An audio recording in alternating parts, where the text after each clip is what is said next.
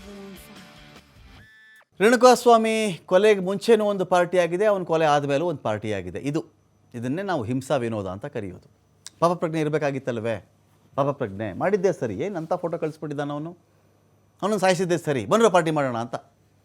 ರೇಣುಕಾಸ್ವಾಮಿ ಕೊಲೆ ಆದಮೇಲೆ ಒಂದು ಪಾರ್ಟಿ, ಕೊಲೆಗೆ ಮುಂಚೆ ಒಂದು ಪಾರ್ಟಿ. ಇಡೀ ದಿನ ಎಣ್ಣೆಯ ಮತ್ತಲ್ಲಿ ಗ್ಯಾಂಗ್ ತೇಲಾಡಿದೆ ಅಂತ ಮಾಹಿತಿ ಇದೆ, ನೋಡಬೇಕಾಗುತ್ತೆ. ಇದರಲ್ಲಿ ಏನಾಗುತ್ತೆ, ಈ ಇಷ್ಟು ಜನ ಸಿಕ್ಕಿದಾರಲ್ಲ, ಟೆಸ್ಟ್ಗಳಿಗೂ ಹೋಗಿರುತ್ತೆ. ಇವರು ಬ್ಲಡ್ಡು ಯೂರಿನ್ ಸ್ಯಾಂಪಲ್ ಎಲ್ಲ ಕೊಟ್ಟಿರ್ತಾರೆ, ಗೊತ್ತಿಲ್ಲ ಅದು ವಿತಿನ್ 24 hours ಒಳಗಡೆ ಆಗಿದ್ದರೆ ಆ ಟೆಸ್ಟ್ನ ಎಫೆಕ್ಟಿವ್ ಪರಿಣಾಮಕಾರಿ ಅಂತ ಫಲಿತಾಂಶಗಳು ಸಾಧ್ಯ.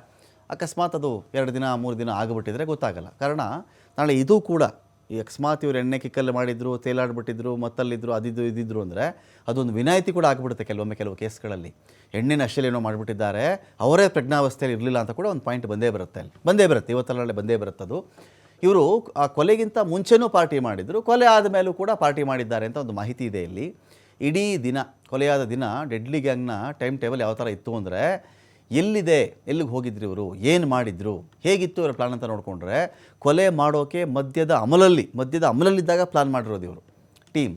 ಯಾರಿಗೂ ಏನೇನು ಕೆಲಸ ಅಂತ ಅಲ್ಲಿ ಪಾಪ ವರ್ಕ್ ಚಾರ್ಟ್ ಫಿಕ್ಸ್ ಆಗಿದೆ. ದರ್ಶನಿ ಅಂತ ಹೇಳಿದ್ದನ್ನು ಯಾರ್ಯಾರ ರೋಲ್ ಏನೇನು ಅಂತ ರೇಣುಕಾಸ್ವಾಮಿ ಕೇಸಲ್ಲಿ.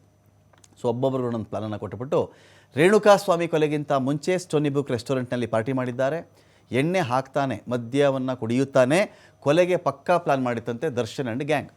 ಅವನನ್ನು ಎತ್ತಾಕೊಂಡು ಬರ್ತಾ ಇದ್ದಂತೆಯೇ ಏನು ಮಾಡಬೇಕು ಅಂತ ಪ್ಲಾನ್ ಮಾಡಿದ್ದಾರೆ. ಕಿಡ್ನ್ಯಾಪ್ ಮಾಡಿ ಕಾರು ಶೆಡ್ಡಿಗೆ ಬರ್ತಾ ಇದ್ದಂತೆಯೇ ದರ್ಶನ್ ಬಿಟ್ಟು ಹೋಗಿತ್ತು ಗ್ಯಾಂಗ್. ಅಲ್ಲಿ ಎಲ್ಲರೂ ಬಂದ ತಕ್ಷಣ ದರ್ಶನನ ಗ್ಯಾಂಗ್ ಬಿಟ್ಟು ಹೋಗಿತ್ತು. ದರ್ಶನ್ ಶೆಡ್ಗೆ ಬರಲಿಕ್ಕಿಂತ ಮುಂಚೆನೇ ಡಿ ಗ್ಯಾಂಗ್ನ ಕಡೆಯಿಂದ ಒಂದು ರೌಂಡ್ ಹಲ್ಲೆ ಆಗಿತ್ತು ಅವನಿಗೆ, ಒಂದು ರೌಂಡ್ ಟ್ರೀಟ್ಮೆಂಟ್ ಕೊಟ್ಟಿದ್ರು ಅವನಿಗೆ. ಹಿಂದಿನ ಕಥೆ, ಎಲ್ಲಿ ಅವನು ಏನು ಈ ಥರ ಎಲ್ಲ ಮೆಸೇಜ್ ಕಳಿಸಿದ್ಯಾ ಅಕ್ಕನಿಗೆ, ಅದಕ್ಕೆ ಅಂತೇಳಿ. ಸ್ಟೋನಿ ಬ್ರೂಕ್ ರೆಸ್ಟೋರೆಂಟ್ನಲ್ಲಿ ಪಾರ್ಟಿ ಮಾಡ್ತಾ ಕೂತಿದ್ದು ಕರಿಯ ದರ್ಶನ್. ಶೆಡ್ನಲ್ಲಿ ಮನಸೋ ಇಚ್ಛೆ ಥಳಿಸಿ ಫೋಟೋ ತೆಗೆದುಕೊಂಡು ಬಂದಿದ್ದು ಪವನ್. ನಾವು ಅಂದರೆ ಇದು ಅಲ್ಲಿ ಯಾವ ಥರದಲ್ಲಿ ನಾವು ಟೆಸ್ಟ್ ಮಾಡಿದ್ದೀವಿ, ಅವ್ನಿಗೆ ಹೇಗೆಲ್ಲ ಹೊಡೆದಿದ್ದೀವಿ ನಾವು ಅಂಥೇಳಿ ಪವನ್ ತೊಗೊಂಡು ಬಂದ. ಇಷ್ಟು ಲೆವೆಲ್ ಅವ್ನಿಗೆ ಹೊಡೆದಿದ್ದೀವಿ, ಹೇಳಿ ಬಾಸ್ ಈಗ ನೆಕ್ಸ್ಟ್ ಏನು ಮಾಡಬೇಕು ಅಂತ ಫೋಟೋ ತಂದು ರೆಸ್ಟೋರೆಂಟ್ನಲ್ಲಿದ್ದಂಥ ದರ್ಶನ್ಗೆ ತೋರಿಸ್ತಾರೆ. ಇವರು ಈ ಥರ ಮಾಡಿದ್ದೀವಿ ನಾವೆಲ್ಲ ವೀರಾಧಿ ವೀರರು ಸೇರಿ ರೇಣುಕಾಸ್ವಾಮಿಗೆ ಈ ಥರ ತಿಳಿಸಿದ್ದೀವಿ ನಾವು ಅಂತ. ನೋಡಿ ಬಾಸ್ ಹೇಗೆ ಹೊಡೆದಿದ್ದೀವಿ ಅಂತ ಪವನ್ ತೋರಿಸ್ತಾನೆ. 8ನೇ ತಾರೀಕು ಮಧ್ಯಾಹ್ನ 2:30 4 ಗಂಟೆವರೆಗೂ ಕೂಡ ಇದೇ ತಂಡ ಹಲ್ಲೆ ಮಾಡಿದೆ. ಫೋಟೋದಲ್ಲಿ ರೇಣುಕಾಸ್ವಾಮಿಯನ್ನು ನೋಡ್ತಾ ಇದ್ದಂತೆಯೇ ಕೆಂಡ ಆಗಿದ್ದು ದರ್ಶನ್. ಬಳಿಕ ತಾನು 4:30 ಸುಮಾರಿಗೆ ಶೆಡ್ಗೆ ಹೋಗಿದ್ದು ದರ್ಶನ್ ಅಂತ ಮಾಹಿತಿ.